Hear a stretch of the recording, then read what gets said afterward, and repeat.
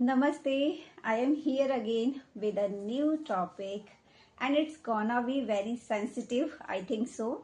तो I hope आप जो मैं कहना चाहती हूँ, जो मैं समझाना चाहती हूँ, आप इस सब से रिलेट कर पाएँ और बाई चांस अगर आपको ऐसा लगता है कि मुझसे कोई गलती हुई है तो प्लीज़ मुझे उसके लिए माफ़ कीजिएगा and please don't spread any type of negativity या negative comments. So let's start. आज का हमारा टॉपिक है कि एक बाप नहीं चाहता है कि उनके घर में एक बेटी पैदा हो. आपने बहुत सारे लोगों से ऐसा सुना होगा. इनफैक्ट आजकल की जो मदर्स हैं वो भी ऐसा कहते हुए पाई गई हैं कि उनको एक बेटी नहीं चाहिए. तो ऐसा क्यों? बस मैं वही इस पोएम की लाइंस के थ्रू आप लोगों से डिस्क्राइब करना चाहती हूँ.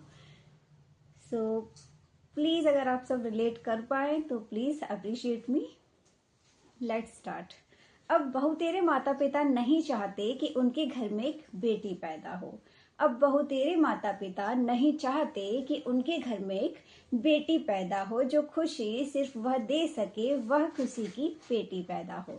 वजह ये नहीं है कि वह उसे पढ़ाएंगे कैसे. वजह ये भी नहीं है कि वह उसकी शादी करवाएंगे कैसे. वजह कुछ और है. वजह ये है कि उन्हें डर है कि कहीं उनकी बेटी का बलात्कार ना हो जाए, कि कहीं उनके घर की इज्जत तार तार ना हो जाए, उनके घर की वह हंसती खेलती मासूमियत कहीं तनावग्रस्त ना हो जाए, कि कहीं वह जीते जी एक जिंदा लाश ना बन जाए. उन्हें डर है कि कहीं वह समाज की हवस भरी गंदी नजरों का शिकार ना बन जाए. बेटी और लड़की छोटे कपड़े पहनती है तो ही रेप होता है. लड़की रात में अकेले घर से बाहर निकलती है तो ही रेप होता है. अरे भाई, देखा नहीं वह कितना मेकअप करती है, तभी ना उसको गंदी नजरों से देखा जाता है. कभी देखा है उसको रास्ते में एकदम तन के चलती है, तभी ना उसको लोग गंदी निगाहों से देखते हैं. तो ऐसा कहने वालों, रियली यू आर राइट. क्या ऐसा लगता है तुमको? तो सुनो फिर. बहुत छोटी बहुत नासमझ थी मैं, बहुत छोटी बहुत नासमझ थी मैं जब वो दिल्ली वाला निर्भया कांड हुआ. सुना तो होगा ना तुम सबने उसके बारे में. डेफिनेटली सुना ही होगा.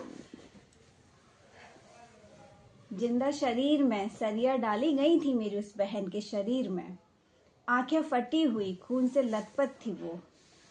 एक कपड़ा तक न था उसके बदन पर.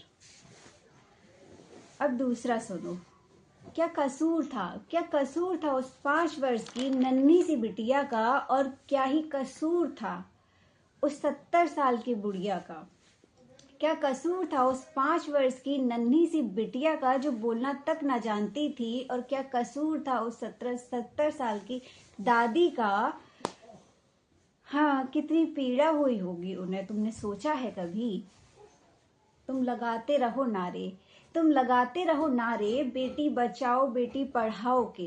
तुम लगाते रहो नारे बेटी बचाओ बेटी पढ़ाओ के. तुम क्या जानो कि कितना दर्द होता है इस असहनीय पीड़ा को सहने में. अरे भाई, तुम करते रहो हिंदू और मुसलमान बेहिसाब दिखावट वाला सांसारिक सम्मान.